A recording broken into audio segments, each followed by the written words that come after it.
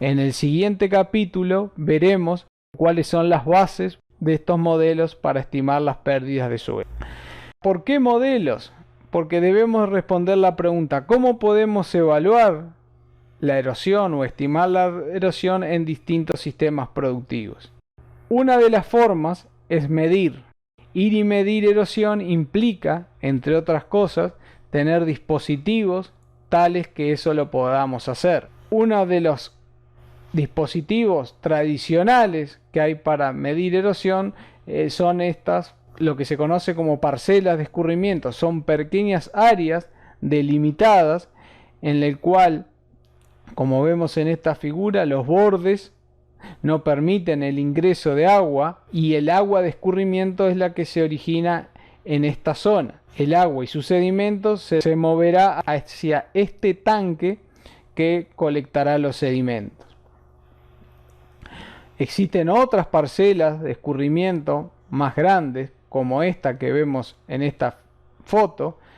En esta foto aquí vemos un borde de esta parcela, vemos otro borde por aquí. El agua corre en este sentido, en este caso ha llovido mucho y el agua se ha estancado. Y acá tenemos tanques, como este que está aquí afuera, que recogerá el agua y los sedimentos.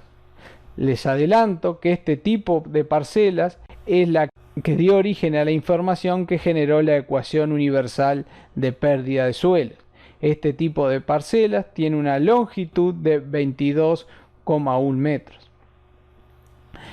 Como para medir erosión necesitamos que llueva y el suelo esté en condiciones de erosionarse, muchos de los trabajos que se han realizado en Uruguay y en el mundo es con dispositivos como este o de otro tipo, pero son simuladores de lluvia artificial. Esta es una forma que la investigación tiene de poder acelerar el proceso en el estudio de la erosión de manera de generar variabilidad. Entonces dijimos que una forma era medir, pero medir queda circunscripto básicamente a los trabajos de investigación. La otra aproximación a estimar las pérdidas de suelos de los sistemas de producción es empleando modelos.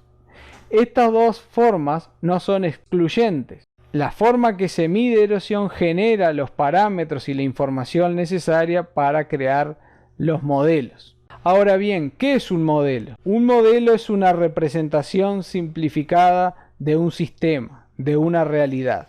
¿Cuál es la realidad que nosotros queremos modelar? Es la erosión. Ahora, la erosión de suelos se caracteriza por una alta variabilidad espacial. Esta variabilidad espacial ha sido descrita por algunos autores a través de esta fórmula, en la cual dice que el coeficiente de variación por motivo de las pérdidas de suelo es igual a esta función. Esta función nos dice que el coeficiente de variación disminuye a medida que las pérdidas de suelos son mayores. Además de la variabilidad espacial, el proceso de erosión se caracteriza por una variabilidad temporal importante. En esta gráfica, por ejemplo, en el eje de las X tienen del año 1985 al 1989 las pérdidas de suelos que han existido en las parcelas de escurrimiento con suelo desnudo en la estación experimental de Línea La Estanzuela. Vemos que en el año 1985 se erosionó 10 toneladas y, por ejemplo, en el año 1988 se erosionaron 70 toneladas. ¿Por qué queremos marcar esto? Porque en términos de modelación no es lo mismo un modelo que pueda estimar las condiciones particulares de un año, en este caso como puede ser el año 1985, 1986 y siguientes. Eso es un tipo de modelos que necesita determinada información. Hay otro tipo de modelos que lo que hacen es estudiar la media, estimar la media de un periodo largo de tiempo. Por ejemplo, Si nosotros estuviéramos estimando la media de un periodo largo, con esta información, la media, o sea, el promedio de todos estos años, andaría en el entorno de las 40 toneladas. Y la ecuación universal de pérdida de suelo, que es lo que vamos a ver próximamente, lo que estima no es la erosión de un año en particular, sino el promedio de muchos años.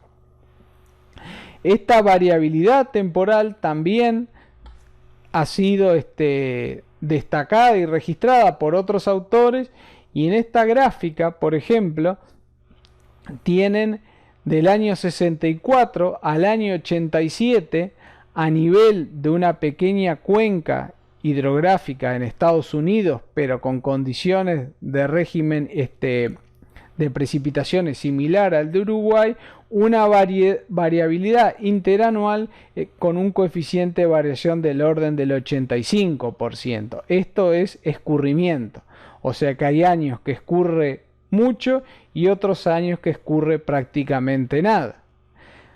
Si vemos la variabilidad que esos mismos años ocurrió en el rendimiento de sedimentos o en la erosión o los sedimentos que salieron de esa cuenca, la variabilidad interanual es aún más alta, del orden del 135%. Y esto debemos tenerlo presente porque esto es lo que nosotros vivenciamos. Nosotros no vivenciamos el promedio, sino vivenciamos el día a día. Y a su vez, esto nos permite relativizar algunas conclusiones que podemos sacar a partir de determinadas prácticas de manejo. En este gráfico no es lo mismo sacar conclusiones sobre nuestras prácticas de manejo si las hubiéramos realizado en el periodo 73-76 que si nosotros las hubiéramos realizado en el periodo 64-67. Este sistema o el sistema que queremos modelar en términos de erosión ya vimos que es muy variable en el espacio y en el tiempo. Y este sistema nosotros es una porción de la naturaleza y esa porción de la naturaleza la tenemos que delimitar en términos temporales y en términos espaciales.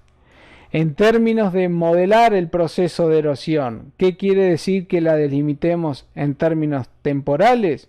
Quiere decir que debemos definir nuestro modelo, cuál es la estimación, si nos va a realizar una estimación diaria, una estimación mensual o una estimación del promedio de muchos años. La forma que nosotros tenemos para conocer eso es conociendo el modelo con el cual estamos utilizando. Lo otro importante en un modelo es conocer cuáles son los límites espaciales. En caso de un modelo de estimación de pérdida de suelos, nos está estimando la erosión que ocurre en 2 metros cuadrados, lo que ocurre a nivel de una parcela o lo que ocurre a nivel de una cuenca. ¿Qué tipo de modelos en términos generales conocemos? Los modelos físicos. Generalmente con estos modelos no trabajamos en nuestra área porque serían las maquetas, por ejemplo. En términos de erosión se trabaja con modelos matemáticos. Estos autores señalan los siguientes tipos de modelos matemáticos. Los más sencillos son los modelos de regresión, en el cual hay una variable de respuesta, en este caso la erosión, y una o más variables explicativas que van a explicar esa respuesta. Estos son modelos muy sencillos porque requieren poca información, pero el dominio de uso está restringido al set de datos que le dieron origen. A medida que los modelos se hacen más complejos, tenemos los modelos empíricos o los modelos tipo caja negra.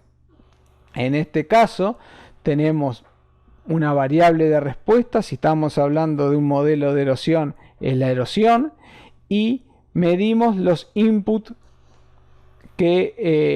o estudiamos las variables o los distintos inputs que originan esa respuesta.